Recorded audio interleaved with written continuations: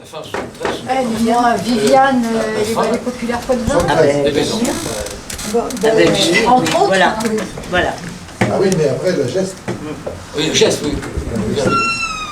Donc, dans tous les témoignages que Tu j'ai te entendus, reconnais. dans tous, même dans le vote, parce que quand vous avez parlé de Château-Larcher, Moncontour, Potier, Gérald, Garnier, tout ça, Michel Philippe aussi qui était venu. Oui. Il était Michel Philippe, alors c'était l'oracle. Il me semble qu'on a... C'était l'oracle. Parce que là, nous, on partait avec mon mari, la gamine dans la voiture, on ne savait pas où on allait coucher le soir. Hein. Oui, c'est ça. On découvre. Elle était à Fougères. Viviane, le début de cet élan, alors, j'avais moi un peu noté parce que j'ai dit mais dans quel sens ça part dans tous les sens. Alors tu as joué, donc j'ai fait des petits points, mais on ne peut pas tout mettre parce que c'est trop compliqué. Moi c'est des symbole. Voilà. Oui, voilà, je reprendrai les points parce que autrement je vais me perdre. Moi je vais commencer un peu avant les enquêtes parce que j'ai commencé un peu avant les enquêtes. J'habitais Parthenay. Donc Parthenay, c'est la ville par rapport au milieu rural. Et j'expliquerai après, moi, je n'avais pas de racines dans le milieu rural. Ah oui, il faut que je... Et donc, en 60, à Parthenay, il y avait une école normale où il y avait un groupe de danse folklorique dont l'animateur était Michel Piot, qui faisait partie de la Clairefontaine. Michel Piot. Qui était à la Clairefontaine après. Oui. Mais voilà, cet atelier danse avait lieu à l'école normale de garçons. Et des filles de la ville allaient danser à l'école normale. Mais moi, j'avais le droit de m'enlever parce qu'on les voyait danser dans Parthenay, de fête. Mais j'étais trop jeune, j'étais voir. Et en 1964, au lieu que ça se passe à l'école normale, ça s'est passé dans les locaux du patronage laïque. Et là, j'ai pu y aller, j'ai eu l'autorisation. Et c'est là que j'ai rencontré Gérard, qui voulait être ça, voilà. Donc après, ça n'a pas été. Bon. Et à l'époque, donc, c'était Yougoslavie, Grèce, voilà, c'est ça. Tout ça. Michel Alonneau devait y être. Oui, Michel Alonneau, là, et comme c'était extérieur à Parthenay, là, cette fois, c'était les normaliens, les garçons normaliens qui avaient le droit de sortir pour aller au patronage laïque. Et donc, tous les jeunes, ça leur faisait une raison de sortie. Et en parallèle, donc, alors, nous, le nom, on ne l'a pas choisi, parce que ce groupe, il s'appelait déjà les Compagnons de la Belle-Fille, puis c'était sous l'égide du patronage laïque. Donc, il fallait rentrer dans les cordes. Hein. Et donc, il y avait aussi ce dont on a parlé, les stages itinérants de danse, dans le cadre de la FLEP, la Folle, toutes les 3 semaines, et qui avaient lieu aux endroits où il y avait des groupes de danse. Donc c'est là que j'ai rencontré tous ceux qui sont là. Tous ces gens-là. Voilà. Et puis d'autres, bien sûr, dont André Paché. Ouais. Voilà. Et là, on a commencé à apprendre des danses du Poitou. Alors nous, on avait un spectacle avec quelques danses étrangères, puis là, en ayant appris les danses du Poitou, alors tout ce qu'ils ont cité, mais on les a rajoutés. Ça faisait 2 parties, une étrangère et une poitevine. Puis qu'est-ce qu'on faisait comme spectacle? Les fêtes d'école. Les fêtes d'école. Et on se disait, c'est bizarre quand même, les gens, les danses du Poitou, ils écoutent, ils applaudissent. Enfin, c'était drôlement bien, quoi. Il y avait... Bon, avec ce groupe, on a continué, et en 1967, on est un petit groupe à avoir atterri à Jancet. Bonjour. Voilà. À un stage de rencontre, mais on n'a pas enquêté, on en a vu les résultats. Alors, donc premier déclic, moi danse du Poitou, qui marchait bien. Deuxième déclic, atterrir là-bas et puis se rendre compte de tout ce qui se passait, tout ce qu'on a vu, ça allait dans tous les... Il y a l'époque de la danse, du chant, de la musique, il y avait tout, on a rencontré des gens qui différents métiers, comme une enquête, mais qu'on n'avait pas, on constatait. Alors là, c'était quelque chose d'important. Et au niveau de l'association, on s'est dit, il faut qu'on change d'orientation. Et en 70, il y a eu le stage de loin, organisé par la Caline. Là encore, on était en observateur, mais Là, c'était chez nous, quoi. Enfin, c'était en Gâtine, donc... et puis après, les stages de l'Ostop plus officiels. Et quand, là, on a commencé à enquêter, et ben moi, j'ai eu un espèce de coup. Il y a plein de choses qui me sont revenues en boomerang par la figure par rapport à mon enfance. Mon enfance, oui, parce que moi, mes parents, ma mère était parisienne, mon père était du Berry, et la guerre les avait chassés, donc ils sont arrivés dans la région. Donc en fait, ils étaient des déracinés, des exilés. Mais ça, moi, j'en avais aucune conscience. Et toute petite, moi, il y avait déjà des choses qui me plaisaient. Ma mère, elle me faisait danser.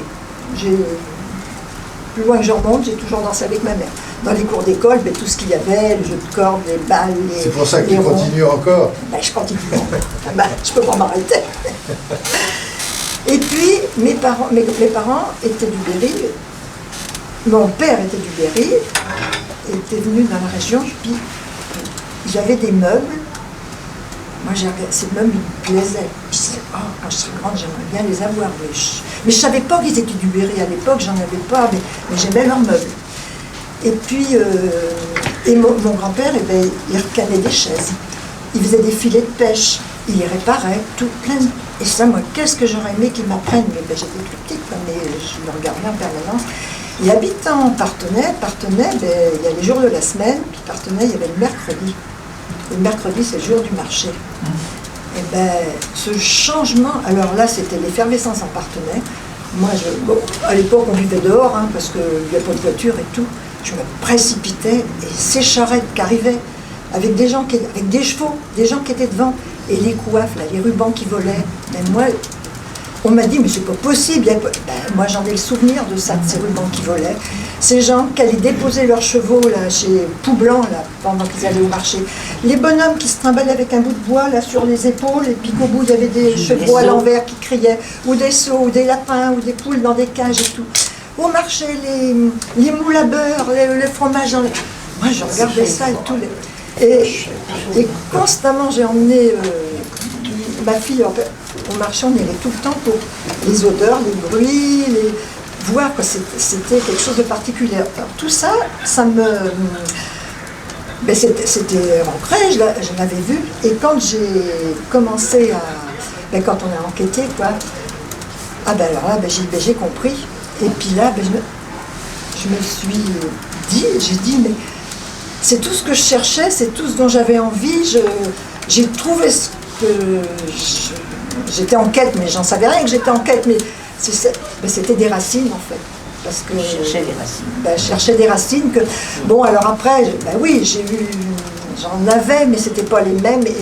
Mais alors après, on était un groupe de ville, et ça, c'était embêtant, quoi. Et donc, parce qu'on a vu, ce qu'on trouvait, c'était à la campagne. Alors après, quand on a commencé, avant là, que ça soit... après avoir vu les stages, là, avant que ça soit bien organisé en 71, là, on avait commencé à aller au talus, parce qu'on dit, le talus, c'est la campagne. Oui, c'était compliqué. Et puis après, ça y est, quand ça a été organisé, du matériel, l'entraide, parce que tout ce qu'on a fait, on l'a fait en commun, collectivement, on s'entraidait, on s'apprenait. C'était une découverte, mais oh là là là là là. Alors moi, ça m'a bâti, ça m'a structuré, j'étais instite, j'ai tout fait partager avec mes élèves, des tas de projets, à chaque fois qu'il y avait quelque chose de possible, avec des intervenants en musique et tout. J'ai jamais loupé le coche. Et donc j'avais, par rapport au papier qu'on avait, j'avais essayé de faire un petit point, parce que je dis, et si j'avais pu des précisions, donc là c'était un peu pour comprendre, parce que moi, alors le poids de vin, alors ma mère, bien sûr que les confitures, les conserves, je ne sais même pas que on pouvait les faire par soi-même, la cochonnerie, on n'en parle pas. Et dans les stages, non seulement on enquêtait, mais il y avait aussi ces trucs de, on tuait le cochon. Alors, tuer un cochon, puis tout ça, on en faisait la cuisine, puis qu'on pouvait le manger. Après, chauffer les fours. On a découvert, il y a eu des fêtes d'organiser après dans les villages, parce qu'on n'a pas fait que des spectacles en danse. Bien sûr, on essayait de collecter la musique, les chants, les danses, parce que ça faisait vivre nos associations, ça nous faisait de l'argent pour... Mais oui, alors donc après, quelquefois, ça nous arrivait, entre les gestes paysannes, de faire de l'animation autour de Bourget-Saint-Loup, parce qu'il fallait diviser nos forces, parce que les Parisiens étaient venus voir ce qu'on faisait, ça les intéressait, on disait, ça va, ils vont nous embêter, démolir. Donc, et là, on mettait les fours en route, on faisait plein d'animations avec des choses qu'il y avait dans les villages. On allait, et puis qu'est-ce qu'on veut bien faire pour faire des choses avec les gens, et c'était les gens qui nous donnaient les idées. Et puis, ça n'a été qu'une course contre la montre par rapport aux Parisiens et cette envie de passer, j'allais dire presque en force par rapport à eux, où il y a eu une distinction entre ce que vous faisiez, ce que vous supposiez ou ce que vous imaginiez qu'ils faisaient. Alors attends, par rapport qu'est-ce que tu veux par rapport tu viens de dire les Parisiens qui venaient, c'était les Parisiens qui venaient enquêter également? Ah non, ok, non, alors autant pour moi. Oui, ça j'en ai non. pas parlé, mais je Oui, Et puis, je pensais. non, mais quand il y a eu des grosses manifestations, il y avait tous les Pour les journaux Parisiens parisiens qui venaient, quoi. D'accord. Et donc, le Puy du Fou, tu vois, voilà. Non, mais, alors, donc après, au niveau du... oui, non, mais... Oui. Oui. Ils sont venus voir. Ah ben, Et puis ils ont mis en route l'année d'après. c'est clair, ils ont enregistré les musiques, ça c'est clair. Et puis les photos. Oui, mais enfin, les musiques du Puy du Fou, c'était des musiques de Verruy au départ. Hein. Oui, Ils ont été bien sûr. moi je l'ai vu, hein. Philippe de Villiers, je l'ai vu, On est allé au stage du Langon. avec son magnéto sur les genoux, en train d'enregistrer les musiques. Et alors, 3 mois plus tard, j'entends à la télé les musiques de... Hein. oui, mais on s'en fout. Oh ben, on s'en fout. On s'en fout parce qu'il est venu piquer un truc, évidemment. Mais maintenant, il va aux États-Unis pour piquer les spectacles, etc.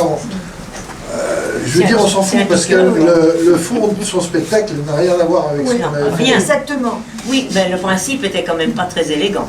Bon, Oh ben écoute, ça se pratique. Hein. non mais enfin écoute, c'était pas très Les grave. compagnons de la belle vie, donc ça a toujours été faut le dans dire, faut cette le dire. dynamique collective, Ah oui, associative. alors là aussi, voilà, on était un groupe, alors on était les plus âgés, les plus vieux, alors on était jeunes quand même, et puis c'était que des jeunes, au début, 13, 14, 15, 16 ans, parce que là aussi, on était les adultes référents. Et puis dans les stages, ils ont commencé à 14-15 ans dans les écoles, une semaine en février où c'était plus groupe, à Pâques on se réunissait par rapport au secteur, et puis les stages de réalisation, parce que tous les étés, c'est que voilà, non seulement on collectait, mais en parallèle on montait, et C'est un spectacle. c'est ça qui était formidable, quoi, en groupe, ensemble, collectivement. Chacun y allait alors entre 71, parce que avant les gestes, il y a eu les paysans. Les paysans, Et en 71, oui. oui, il y a eu plein Il y a d'anecdotes. eu des rencontres culturelles à Oui, Partenay. alors toutes les rencontres culturelles, les rencontres régionales, tout ça, il y a eu énormément de... On passait nos années ensemble, hein. Nos vacances Ouais, ensemble. moi, j'ai un souvenir d'une fois où André avait un de ses calendriers là, qui venait de la Nouvelle République, là, en carton, là, un grand calendrier comme ça. Il y avait toute l'année. Ouais, Eh mais bien, c'était Plein. noir. Ouais. Noir. Il n'y avait pas de vacances, il n'y avait que dalle. Non. On était tout le temps en action. Les stages, les week-ends à Benoît. Oui, bon. C'était trop. Hein. non, Ça a duré jusqu'à quand ce foisonnement avec cette densité? jusque dans les années 80, Ça a duré 81, 80, 81, parce qu'il y avait encore les spectacles. 80. en Oui, costume, mais, quoi. Mais ça continue. le plus fort, ça a été début des années 70. Ah ouais, juste Ça a été terrible, là. Ah ouais. Terriblement bien. Terriblement bien, mais Oui, oui, mais les rencontres culturelles à Niort en 75, Ouais. les rencontres partout, culturelles à partout. Niort en 75, je sais pas si tu Oui, étais trop bah petit, oui. oui, tu t'en souviens. Oh non, j'avais 16 ans. C'était quelque chose en plein dedans. de jamais vu. On n'avait jamais vu ça à Niort. Rue Ricard Victor Hugo était noir de monde, avec des attractions, avec des groupes en costume qui étaient partout. On avait fait un marché sur le parc idéal en costume, il y a des photos, je Il y a des pense. vidéos. Et on n'a jamais vu ça à Niort. films. Oui, C'était des les films, vidéos, c'était pas des vidéos. Pas c'était les films, des moi, c'est en vidéo, je les ai Comment vus parce que c'est la Non, conversion elle dit des VHS. vidéos, il y avait des vidéos. Je dis non, c'était des films cinéma. Ah oui, peut-être. En tout cas, c'est des filmés. Oui, ça a été filmé quand même. Et pour savoir qu'il y a eu un gros impact de tout ça, c'est qu'avant, donc filiale du patronage laïque, les subventions, on avait 100 francs. Quand il y a eu le changement de maire à Parthenay, la MCP, s'il y a eu la MCP, c'est grâce au maire Michel Hervé qui a supprimé la police municipale. Ils ont continué à travailler, ils ont carcassé à la mairie, mais tout l'argent qui était par rapport à ça a servi à créer la MCP, mais avant, ça devait s'appeler le CRAR. Ah ben, Le CRAR, mais ça, alors là, ça c'est autre chose. Ça c'est autre chose. Ça c'est autre chose. On recentre sur le collectage parce que justement on a un peu laissé de côté cette partie. Oui, ça c'est valorisation, il valorisation, faut y penser à ça. etc. Le Parce CRAR. qu'autrement, on voit le temps qui Non, nous mais je veux reste. dire, voilà. Il faut Alors, que tout le monde puisse passer. oui. Donc on s'écarte pas s'il vous plaît. Bon, alors par rapport à cette maison, je Parce voulais que le dire, CRAR, par rapport à cette maison, je veux dire que dans mes souvenirs, la maison de la rue de Saint-Jacques, dans l'angle là, sur la pierre qu'il y a toujours sur la fenêtre qui est sur l'angle, il y avait un bonhomme qui était là et qui jouait de l'accordéon. Et moi j'allais le voir en permanence. Et ben, en fait c'était de l'accordéon diatonique. Et je l'ai compris, je sais pas combien d'années. Et le bouilleur de cru sur la place, là où on danse. Puis dans la rue, ben, les gens qui repaillaient les chaises, tous ces métiers, là, c'était dans la rue. Et ça, je l'ai vu gamine, quoi. Et après, j'étais... Donc moi, ben, j'avais pas de famille, mais... Et j'aimais ça sans... Enfin, bon. Et après, alors, donc, dans les stages, là, j'avais mis quelques phrases, de choses que les gens, les enquêteurs nous ont dit. Oui, les enquêtés nous ont... on emmenait les radiocassettes et tout, comme tout le monde. Alors, nous les petits, on avait les radiocassettes. Quand on était vernis, on avait la UR. Puis quand on était fils de pape, on avait la gras. On n'était pas fils de pape, nous. Puis donc, on a fait travailler les gens. Et certains qu'on voyait beaucoup, il y en a qu'on a vu, mais je ne sais pas combien de fois, mais on n'osait même plus mettre le radiocassette parce qu'on ne pouvait plus, c'était devenu des amis. On s'invitait, on participait à des moments, on faisait de leur famille, on était allés aux enterrements. Mais ces moments, il y a des gens nous disant qu'on avait rallongé la vie parce que c'était un but dans la vie. Ils nous suivaient partout. Lors des stages, là, quand on a fait le stage avec la Vendée, 3 veillées, eh ben, il y en a, ils ont fait tous les stages, quoi. Enfin, toutes les veillées. Et puis, ils n'étaient pas les premiers partis. Hein. Et ça avait...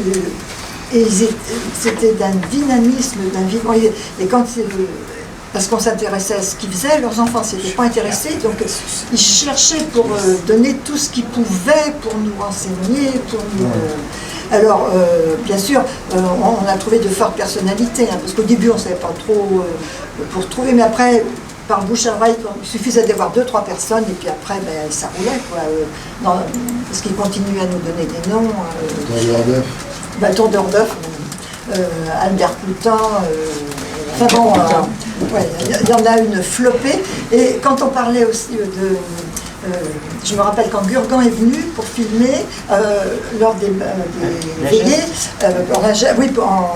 avant la geste, d'abord les enquêtes, lors des enquêtes, Ourtail, où on avait rassemblé déjà plein de musiciens. Là. C'était en 74. Voilà, 60. Oui, après 74. Voilà, dans le Ourtail là-bas. Et bien là, il y avait 5-6 musiciens, Pinto, Coutan, enfin, toute une clique là. Et bien Coutan, lui qui connaissait la musique, quand il voyait que tout le monde, qu'ils étaient tous raccords et tout, hop, il changeait d'air ou de tonalité ou tout. On voyait les autres qui...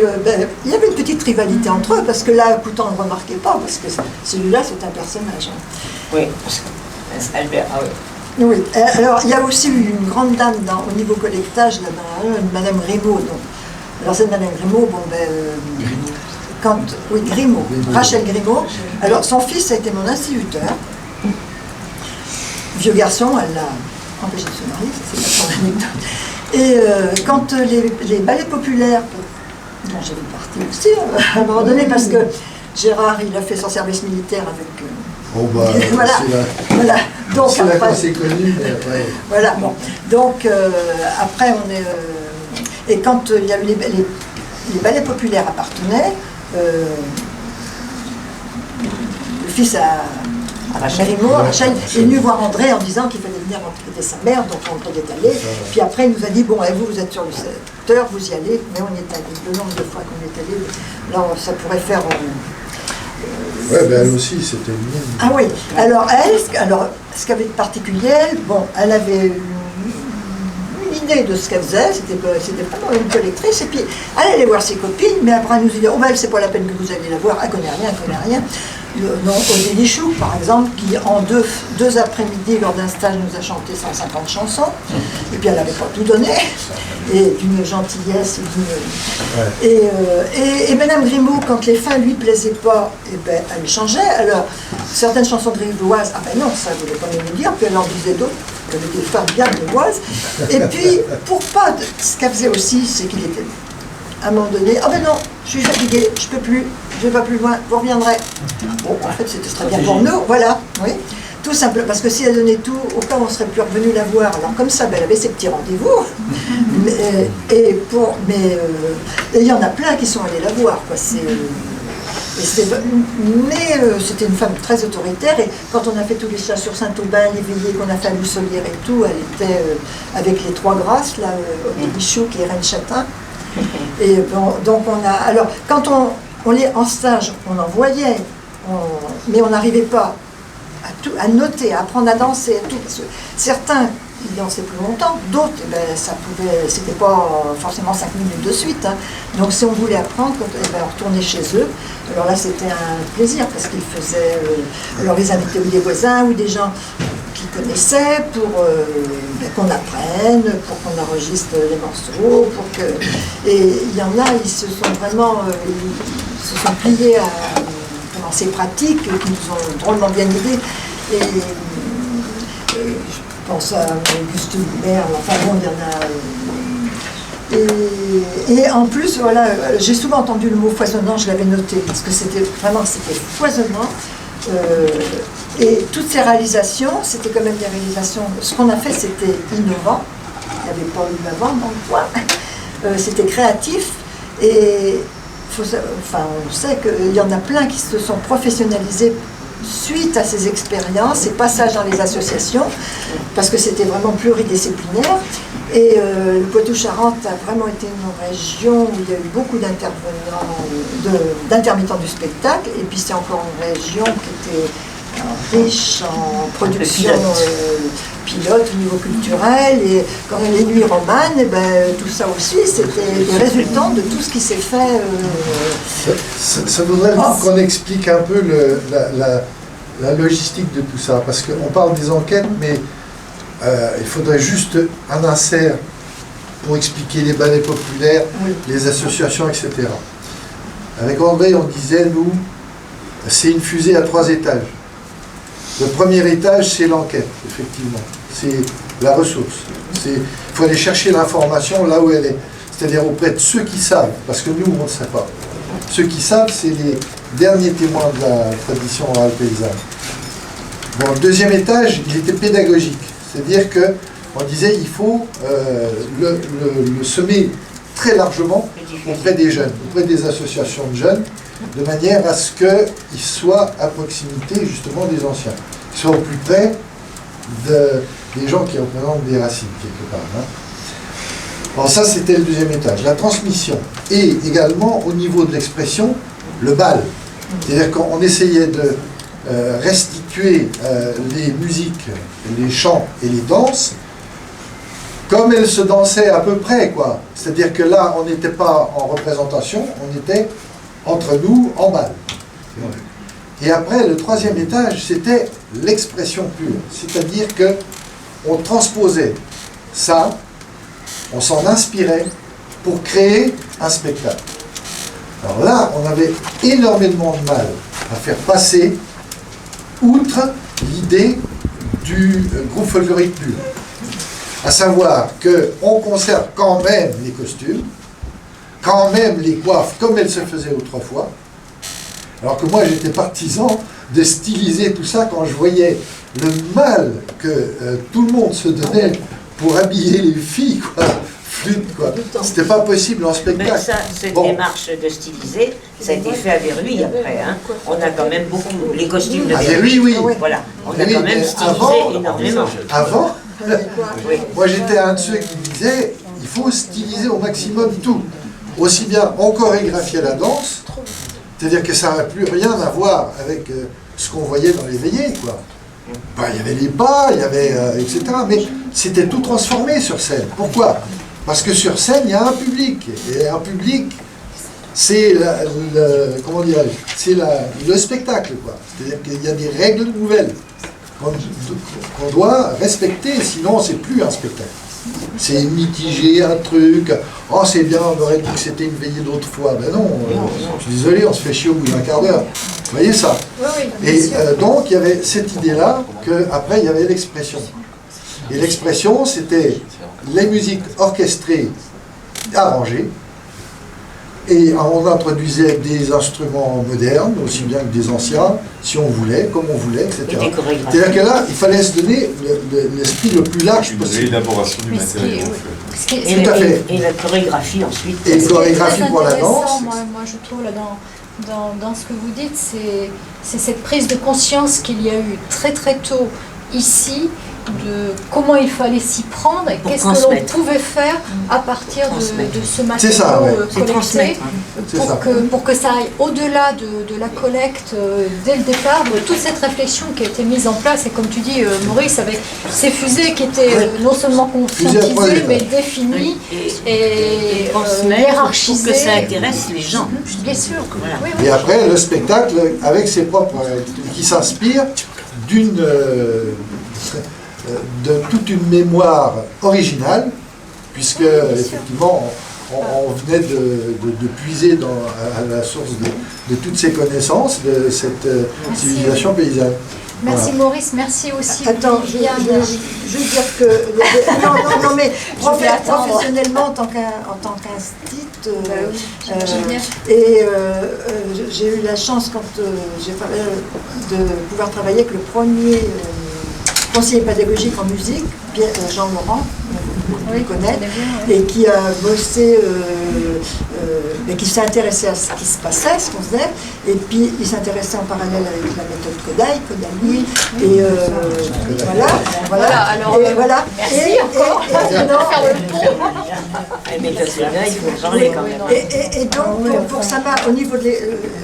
il est venu avec moi, ce qu'il organisait des animations, des stages, et dans la classe, il est venu dans ma classe pour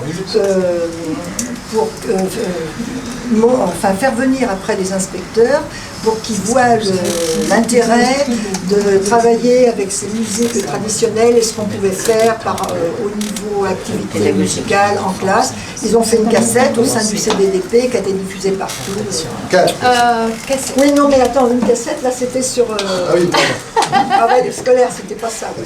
Merci aussi pour nous avoir permis de prendre conscience du rôle du collecté dans cette action d'être collecteur, lui aussi, de façon à maintenir l'intérêt, l'impact du stage pour après vous aider à repartir chez les uns, chez les autres. Dans ce Kodály, l'activité pédagogique, on a coupé la